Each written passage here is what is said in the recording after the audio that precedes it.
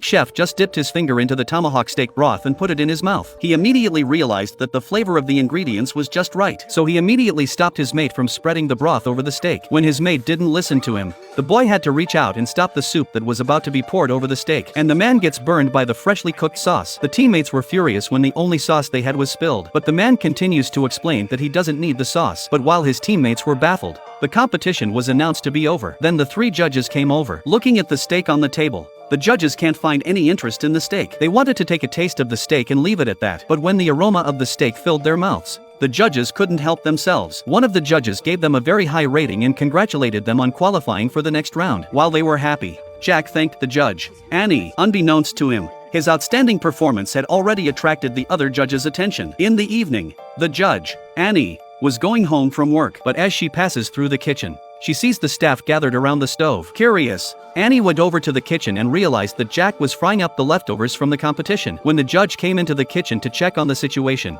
Jack asked Annie if she wanted to try it. When he got a response, Jack methodically fired up the oil in a pan. He adds the tenderloin and the side dishes and sautés them over high heat. Then he added the seasonings to the pan and sautéed them. In no time at all, a unique bowl of stir-fried pork was ready. Annie took a look at the meat and tasted it, but after just a few chews, the unique flavor instantly reminded Anne of a meal she'd had at a father and son's home 15 years ago. But what Annie didn't realize was that Jack was the same boy. In order to improve his cooking skills, Jack had learned to cook under the tutelage of his grandfather. He took out a black base. Then he used a knife to make several cuts on the belly of the fish. In order to remove the fishy flavor and make the fish taste more delicious, Jack put a layer of ginger on the plate as a base and sprinkled it with spring onions and chilies for flavor. Then, he poured the heirloom sauce over the sea base. Then it was steamed for 6 minutes and 1 second. This is how the secret steamed black sea base is perfected.